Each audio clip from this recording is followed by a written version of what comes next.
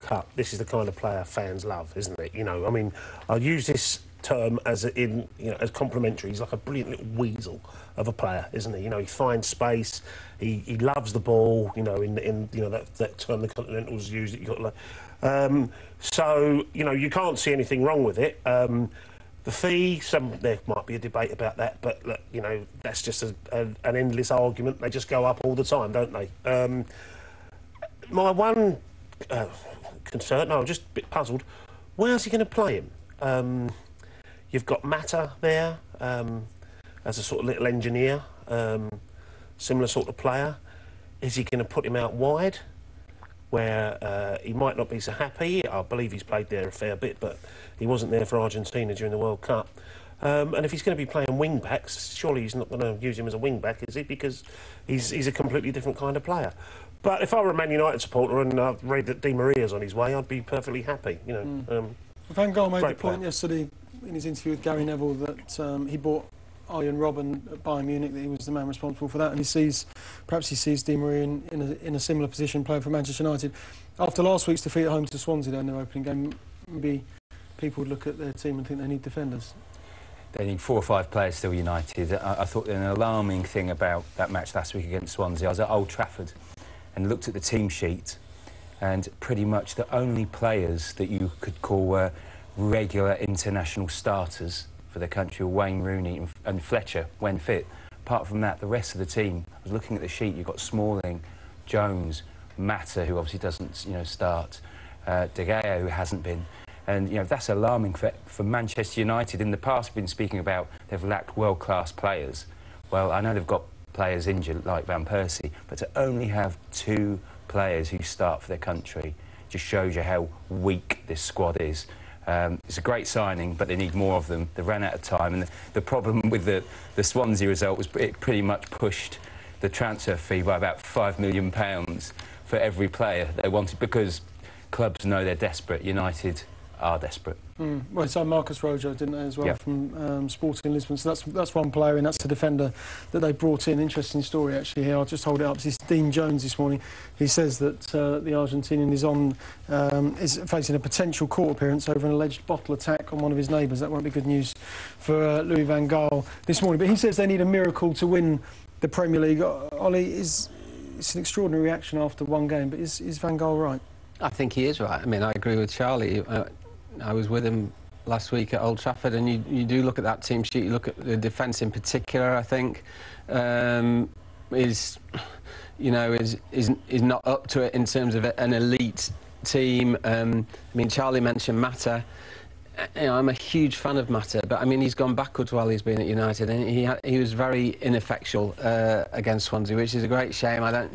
Still hoping to start seeing the best out of him at United. But look, I think Di Maria is a terrific signing. It would be perverse to say anything other than that. I mean, I think he was the man of the match, wasn't he, in the Champions League final last year? I thought he was absolutely terrific for Argentina, and who knows, well, Argentina might be world champions now if he'd stayed fit. I mean, he was that important, I think, to that Argentina team. Him, Messi, Mascherano were the absolute mainstays of that side. So he's a fantastic signing. Way too much money, but then again, as Charlie said, everybody knows United are desperate, and that, you know, that's part of the problem they've got themselves into again. They've mismanaged their transfer window again, so they're paying over the odds. They're also paying over the odds because they're not in the Champions League. That's just the price they've got to pay for that. But he's a great signing. I'm really looking forward to him, and all Manchester United fans will be looking forward to him. You just pick up on that point about mismanaging the transfer windows. This is 3 now, isn't it, for Ed Woodward? Why are they continually mismanaging it? Why they need experience. They had it with David Gill when he was the chief executive. Ed Woodward, this is his 3rd. Well, you probably hit the nail on the head there. They had David Gill with years of experience, and now they've got somebody who is inexperienced in it. You know, so it's in the nature of things that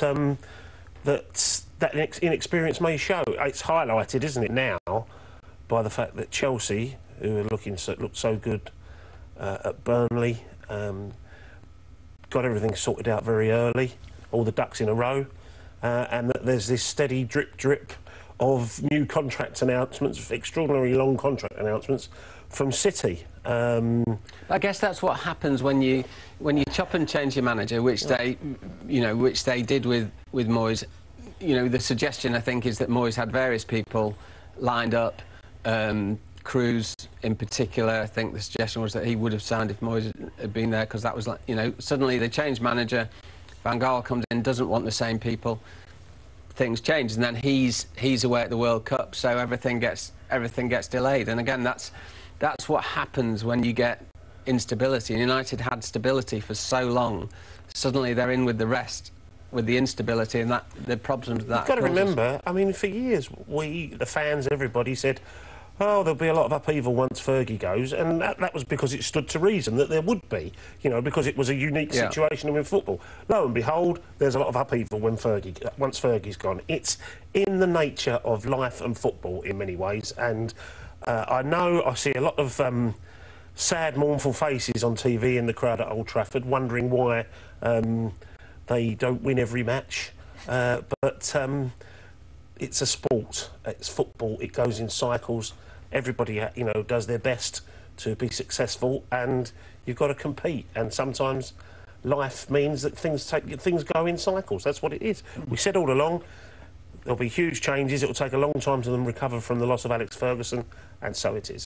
The cycle now, Charlie, is that they've got Van Gaal as their manager. You saw him last weekend at Old Trafford.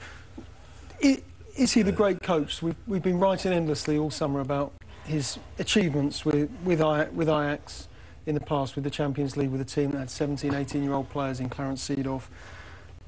But is he a great coach? Is he a great manager? I think in terms of him going to Manchester United, the worst thing that happened for him was having a great World Cup, because the expectations just rose higher than had he just gone in there, had Holland been knocked out in the group stages, which pretty much most Dutch thought they were going to.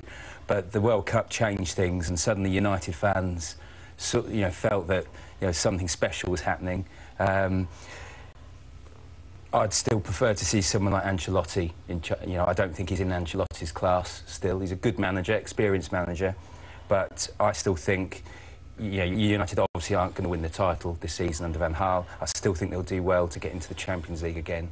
And I think they've got a really tough season under this manager. We pride ourselves on having the most competitive league in the world, and it is. So when Swansea go to Manchester United, Swansea, a club a lot of people admire for the way they go about things, for the kind of football they play. Then when they go to Old Trafford and win, we're seeing evidence of how competitive the league is. That's in its DNA. I mean, I think it was Brendan Rodgers and perhaps Mourinho as well who said that may be the thing that surprises Van Gaal for all his experience. Until you're immersed in that level of competitiveness, you can't quite grasp it. But I also feel slightly bemused by this idea that suddenly everybody's blaming Van Gaal. I mean, when he said that thing the other day about, I was the hero, now I'm the devil. I don't think anybody's blaming Van Gaal. I mean, I still think he's a terrific appointment. I mean, time will tell. I think he's got a terrific track record. I think he's big enough. He's big enough to deal with it. He's confident enough to deal with it. I don't think because they lost to Swansea, nobody's saying Van Gaal's a bad manager. I think everybody accepts that United are in a bit of a mess. And it's going to take a while to get them out of it, but I don't think anybody really is questioning that he's the man to do it. No, OK. What about some of the players that could be leaving Manchester United, Charlie? Danny Welbeck, his name keeps appearing in the papers, and it's not because of anything he's doing on the pitch, it's because he's been linked with so many moves away from Manchester United. Isn't it? I can understand why United fans, a lot of supporters, are a bit baffled. A minute ago I mentioned about the lack of United players who start games for their country. Well, Welbeck is pretty much a starter, or has been a starter for Hodgson, hasn't he, over the last couple of years. Whether that will continue in these Euro qualifiers, I'm not so sure.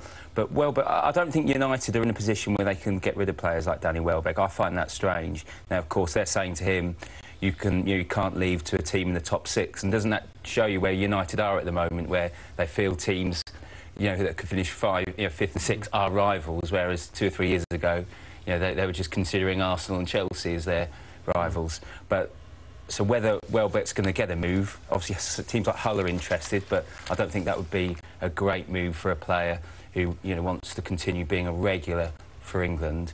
But I do find it surprising. Some of the other players, like Nani, I don't think United supporters would be too upset if they see them leave. But Welbeck is an odd one. I think also what's slightly depressing, is that the word, concerning, is it's the attacking England player who is surplus to requirements. And we've spent the summer having an inquest into what happened at the World Cup. We've just about got an England squad coming up, and here you see again at one of the biggest clubs. I know United signed Luke Shaw, but we're talking about an attacking player here, and he's surplus to requirements. Yeah, OK. Well, I'm sure Manchester United have got some big decisions to make this week, some big decisions for Roy Hodgson as well, because he's going to name his England squad for games against Norway in the European Championship qualifier against Switzerland. That's coming up on Thursday. We'll talk about his squad next.